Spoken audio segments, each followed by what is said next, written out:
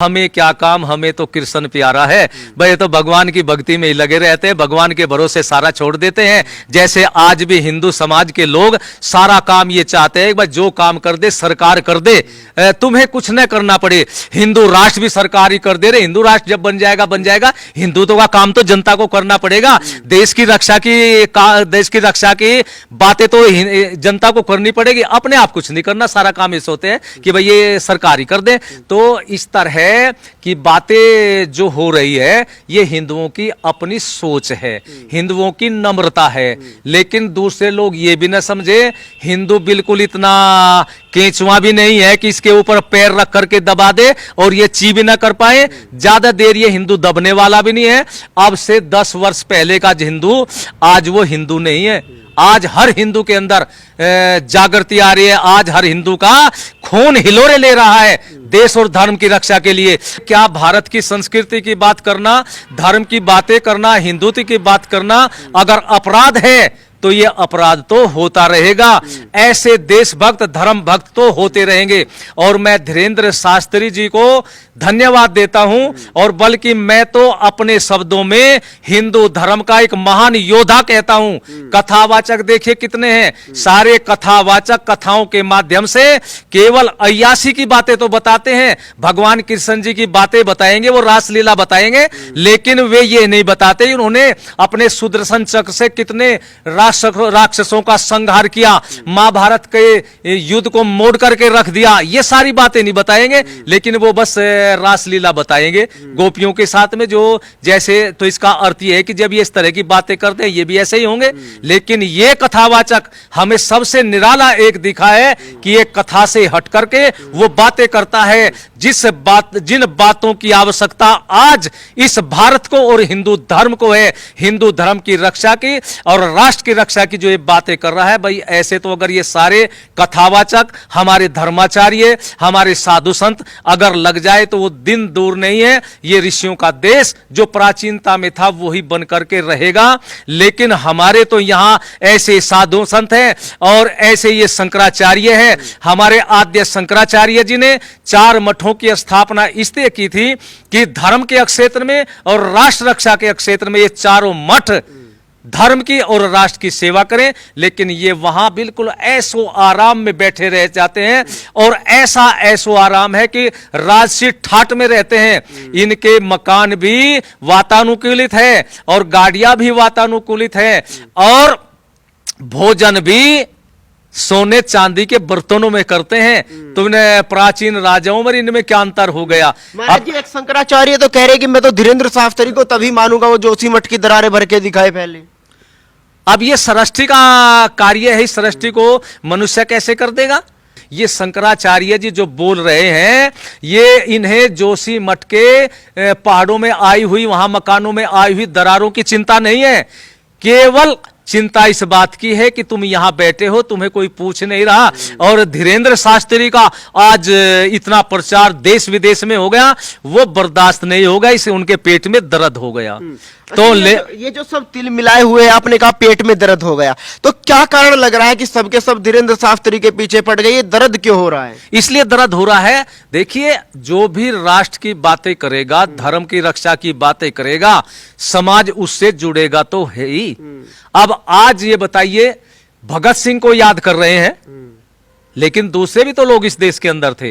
राजगुरु सुखदेव, चंद्रशेखर आजाद, रामप्रसाद बिस्मिल, अशफाक उल्लाह, राजेंद्र लाहिड़ी, रोशनलाल धिंगड़ा, सुभाष चंद्र बोस, इनको क्यों याद करते हैं? क्योंकि उन्होंने देश की रक्षा के लिए अपने जीवन को लगा दिया, राष्ट्र की बलिवेदी पर अपने जीवन को लगा दिया।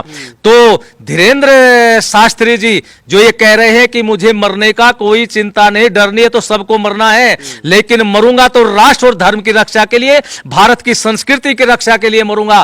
तो ऐसे योद्धा के पीछे समर्थन होना चाहिए था कुछ लोगों का, लेकिन वे लोग समर्थन तो कर नहीं रहे, बल्कि वे विरोध में आ गए। लेकिन वो ध्यान रखे, उनका विरोध ज्यादा चलने वाला नहीं है। हर राष्ट्रवादी हिंदू उनके समर्थन में खड़ा हुआ है और मुझे ऐसा लगता है कि ये विरोध करने वाले या तो अपनी वाणी को बंद कर ले और नहीं तो आज जो इसके समर्थन में खड़े हैं वही लोग कल इन बकवास करने वालों के विरोध में सड़कों पर आ जाएंगे, और वो चाहे शंकराचार्य हो या दूसरे हो। राष्ट्रीय मीडिया तो कहती है कि बाबा भड़काऊ है, भड़काऊ बयान देते हैं, कभी हिंदू राष्ट्र बनाने की बात करते हैं, कभी पठान का बाइकआउट कराते हैं, कभी कहते हैं कि हम तो टोपी वालों से भी जय श्री राम बुलवा लेंगे। हाँ, देखिए यहां इस भारत की तो अलग ही विशेषता है। अगर यहां ये भारत न होता ना, यहां कोई और होते तो इस तरह की बातें न चलती। यहां पर जब यह कहा जाता है कि 2047 में हम इस देश पर कब्जा कर लेंगे तो कोई भड़काऊ नहीं है। और जब यह कहा जाता है ओवैसी के भाई के द्वारा कि एक बार 15 मिनट के लिए पुलिस हट जाए ना, इन हिंदुओं के तो कत्लेआम कर देंगे, तब भड़काऊ भाषण नहीं है। और जब इस तरह की और अन्य बातें हिंदुओं के खिलाफ, इस राष्ट्र के खिलाफ, हिंदू धर्म के खिलाफ कही जाती है, तब भड़काऊ भाषण नहीं है। और जहां यहां के हिंदुओं में एक जागृति आई, एक चेतना आई और वो राष्ट्र की रक्षा के लिए, धर्म की रक्षा के लिए कुछ कह दें तो फिर भड़काऊ भाषण है। यही बातें धीरेंद्र शास्त्री जी के ऊपर भी लागू हो रही है। वो इस देश की रक्षा की बात कर रहे हैं, राष्ट्र की रक्षा की बात कर रहे हैं, आने वाली पीढ़ी को सुरक्षित भारत राष्ट्र और सुरक्षित हिंदू धर्म देना चाह रहे हैं, तो वे भड़काऊ लग रहे हैं। अगर ये इस तरह की बातें, राष्ट्र रक्षा करना, धर्म की बातें करना भड़काऊ है, तो ये भड़काऊ तो धीरेंद्र शास्त्री के द्वारा नहीं, ये तो स्वामी यशवीर महाराज के मुखारविंद से भी निकलती रहेगी। आप भी समर्थन करते हैं धीरेंद्र शास्त्री का, क्योंकि आप भी 600 लोगों की शुद्धि करा चुके हैं। वही काम धीरेंद्र शास्त्री जी कर रहे हैं, वो किसी को लालच नहीं दे रहे, किसी को बुला नहीं रहे कि मेरे पास आओ भाई। देखिए, हम पूर्ण रूपेण श्री धीरेंद्र शास्त्री जी का समर्थन करते हैं और जब भी उन पर कोई आंच आएगी, उस आंच को मिटाने के लिए भी मैदान में आएंगे। और वो जो कार्य कर रहे हैं वो बिल्कुल सही कर रहे हैं, जो एक धर्म का प्रचार करने वालों को करना चाहिए। और हम भी वही कार्य कर रहे हैं जो एक साधु को करना चाहिए। हम अपनी मर्यादाओं से नहीं गिरते, जो साधु की मर्यादा होती है उन मर्यादाओं में रहकर ही हम देश और धर्म की रक्षा की ये 600 के लगभग हमने शुद्धि की है। अभी तो ये शुद्धि चलती रहेगी।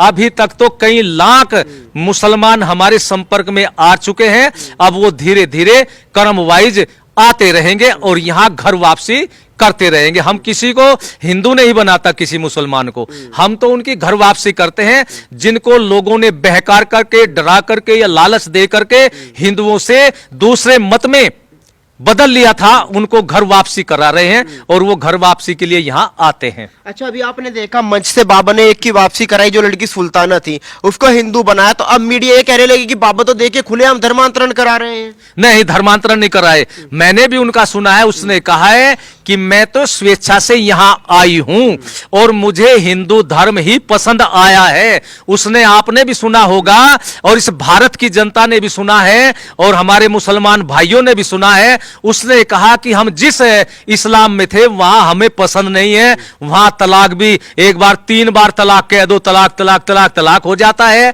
और हलाला जैसा एक वो पसंद नहीं आया। उसने सारे बातें बताई कि हमें वो पसंद नहीं आए, हमें तो अपने हिंदू धर्म की ही पूजा पत्ती में विश्वास है, यही हमें अच्छा लगता है, इसलिए मैं आज आकर के हिंदू धर्म को स्वीकार करती हूं। और धीरेंद्र शास्त्री जी ने कहा कि देखिए हम तो आपको नहीं लेते, कहले आप ले या न ले, लेकिन मैं आ गई हूं, मैं तो हिंदू धर्म में आ गई हूं। वो स्वेच्छा से आई है।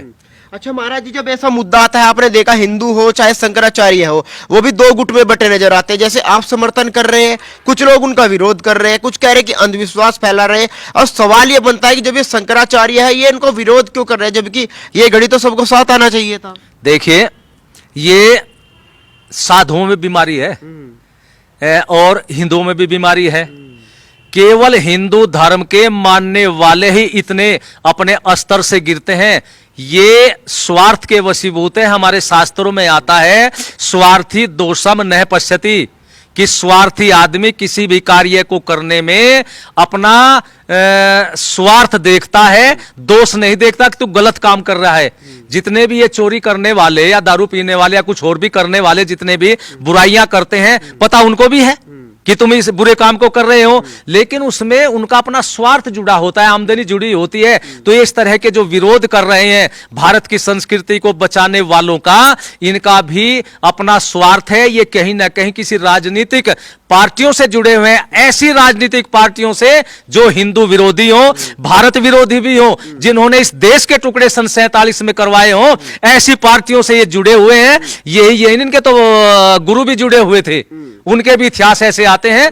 तो ऐसे लोगों से क्या कहना है, ऐसे लोगों से देश और धर्म की रक्षा नहीं होती। इतना है कि कुछ बाधा तो आती है, लेकिन जो बहादुर होते हैं ना, वो जैसे सड़कों पर ब्रेकर होते हैं, जिसकी मजबूत गाड़ी है ब्रेकर को तोड़ती हुई चली जाती है, तो ऐसे ही धर्म के रक्षक इन ब्रेकरों को, इन गलत विचारधारा के लोगों की विचारों को तोड़ते हुए आगे बढ़ जाएंगे और धर्म की रक्षा और राष्ट्र की रक्षा हो जाएगी। कुछ लोग ये भी कह रहे हैं कि जैसे आपने कहा कि ये जो है दूसरी पार्टी के लोग हैं, वही कुछ लोग ये कह रहे हैं कि भाई जो धीरेन्द्र साफ्त्री है वो 2024 का माहौल तैयार कर रहे हैं बीजेपी के लिए, उनसे बयान दिलाए जा रहे हैं। नहीं नहीं, ऐसी बात नहीं है। कल को हमें भी कोई कहने लगे, औरों को भी कोई कहने लगे। असलियत तो भारत में ऐसा हो गया, जो भी धर्म की रक्षा करने की बात करेगा, हिंदुत्व की बात करेगा, उसे ये विपक्ष के लोग, विपक्ष की मीडिया वाले भाजपा से जोड़ देते हैं, जिससे कि ये बैठ जाए।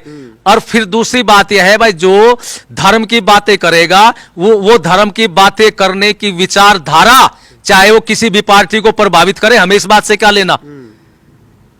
अब मान लिया हमने कोई बात कही धर्म की बातें, और वो भाजपा पर लागू होकर के भाजपा को लाभ हो जाए तो कोई बात नहीं, तो दूसरों को विरोध हो रहा है तो वे भी हिंदुत्व की बातें करने लगो ना भाई। दूसरी पार्टी वाले जो ये कहते हैं कि ये तो भाजपा का समर्थन कर रहे हैं, हिंदुत्व की बातें करना, अगर हिंदुत्व की बातें करने से भाजपा का समर्थन होता हो तो ये ऐसी मीडिया वाले और ऐसे विपक्ष के लोग, वे भी हिंदुत्व की बातें करो, हिंदू धर्म की बातें करो, वे क्यों नहीं करते। उन्हें दूसरे लोगों से डर है कभी उनकी वोट ना हो जाए, ये धर्म कहीं चला जाओ, ये हिंदू चाहे कल नहीं आज मर जाए, इन्हें इस बात की चिंता नहीं है, लेकिन इन्हें दूसरी वोटों की चिंता है, दूसरी वोटों के द्वारा भारत की कुर्सी प्राप्त करने की चिंता है। इन्हें देश और धर्म की चिंता नहीं, इन्हें अपनी कुर्सी की चिंता है। और इनकी कुर्सी जब तक चल रही है, तब चल रही है, तो इतना पैसा कमा दिया, बाहर भी इतना पैसा है कि जब देश से कोई ऐसी आपत्ति आती इनको दिखाई देगी, देश छोड़ जाएंगे या धर्म परिवर्तन कर लेंगे। इनका कोई दीन धर्म नहीं है, इनका धर्म तो केवल कुर्सी है और कुछ नहीं है। महाराज जी, आखिरी सवाल, जिस तरीके से धीरेन्द्र शास्त्री हर मुद्दे पे खुल के बोलते हैं, चाहे वो धर्म का मुद्दा हो या फिर श्रद्धा वाला मुद्दा हो, कुछ भी मुद्दा हो, अगर हमारे देश के अंदर जितने भी मठाधीश है, शंकराचार्य है, अगर वो हर मुद्दे पे खुल के बोलने लगे, फिर भी आपको नहीं लगता कि कोई हमारे धर्म का अपमान कर पाएगा इतनी आसानी से? जब इस तरह के हमारे जो धर्म के ठेकेदार हैं, और धर्म के ठेकेदार मुख्यतः कौन है, चारों मठों के अध्यक्ष हैं हमारे आद्य शंकराचार्य जी ने चारों मठों की इसीलिए तो स्थापना की थी। लेकिन पता नहीं इनके वहां बैठ करके क्या तो इनके संस्कार बदल गए, जबकि साधुता का इनका जीवन नहीं। अगर साधुता का इनका जीवन होता ना तो आज ये शांत न बैठे, आज तो ये आयशो आराम के साथ में बैठे हैं। और नहीं तो साधु तो वो है जो साधना करता है, साधना करने वाले को ही तो साधु कहते हैं। अब साधना कहाँ हो रही है, वहां जो इस तरह का जैसा खाए अन्न वैसा हो जाए मन, तो ऐसा ही इनकी विचारधारा हो रही है। लेकिन अगर ये साधु समाज खड़ा हो जाए, बुद्धिजीवी खड़ा हो जाए, तो यहां जो दूसरी संस्कृति बोल रही है ना इस देश के अंदर, यहां पर केवल एक संस्कृति, वो वेदों की संस्कृति, वो ऋषियों की संस्कृति ही बोलेगी, कोई और संस्कृति इस देश के अंदर नहीं बोलेगी, वो सारी ही समाप्त हो जाएगी। उस संस्कृति के मानने वाले भी बड़े ही जोर से मुट्ठी बंद करके कहेंगे जय श्री राम। आप भी वही बात कह रहे कि जय श्री राम नहीं क्या हो कि देखो सत्यमेव जयते, हमेशा सत्य की विजय होती है और साधु को हमेशा सत्य ही बोलना चाहिए।